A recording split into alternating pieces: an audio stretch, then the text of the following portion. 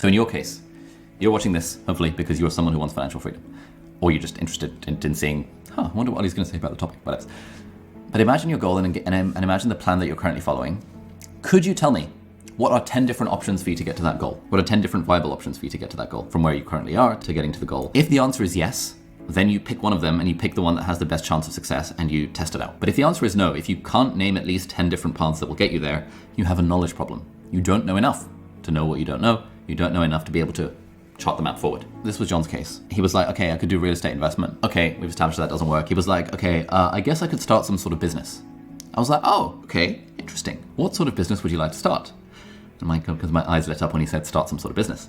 Because generally a business is often like, starting and growing your own business is often a way better way of getting rich than working for someone else. There are very few jobs that will get you to financial freedom, provided the goal is high enough in terms of monetary value, but there are plenty of businesses that can get you to financial freedom. Generally, it's hard to make a lot of money when you're selling to consumers. It's not impossible, but it is hard. Whereas it's very easy to make a lot of money when you're selling to businesses. But most normal people don't think about selling to businesses because that's just kind of weird. Like, what do you mean selling to businesses? Like, what?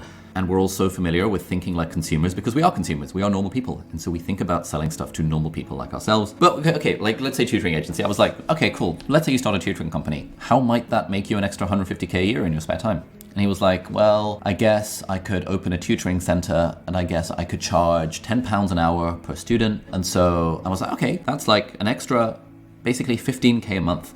Cool. So how many students would you need to get an extra £15,000 a month? I kind of did the maths and it's like, okay, damn, I would need 1,500 students a month paying £10 an hour, assuming they were doing 1 hour a month in order to get that money. I was like, okay, cool.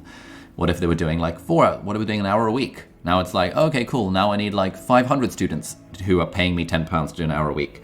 500 students is a lot of students. How are you going to find 500 students? How are you going to stick them in a center? Is it going to be Zoom? Is it going to be real life? And it's like, we start to get into all these things. How are you going to facilitate them? How are you going to, these are kids that we're talking about. So we're going to have to think about freaking hiring X number of teachers for every one kid. And suddenly we eat into our margins. And all of a sudden this becomes a real total freaking nightmare of a business to run if you're trying to do it in your spare time. Because this guy had a job. And so we're like, okay, starting a tutoring business, maybe not the thing. What else could you do to make that 150K? And then he threw out a few other ideas. He was like, oh, I suppose, I know a lot about like safeguarding, which is this thing that schools have to do. If like a child says something that like implies there's some sort of child safety concern, then the person who's in charge of safeguarding has to report it and log it and stuff. And he was like, Ollie, you've got online courses. Could I teach an online course about safeguarding? And I was like, thankfully, I didn't have to say anything because the guy sitting next to me was like, bruv, no one's going to buy an online course about safeguarding. Like, no one cares. And I was like, yeah, pretty spot on. No one cares. Other than people who are literally in that job title in schools, but they already have their training. So like, it would be, again, really hard to make that business work. And then it was black. Like, clearly, he just didn't know what are the options. Like, how do you even theoretically make 200K a year or make 10K a month or 15K a month from a business? He just had absolutely no freaking idea. This is very normal. This is something I see a lot in people that I speak to, which is that there is this like broad goal of, I want to be financially free, I want to make money and stuff.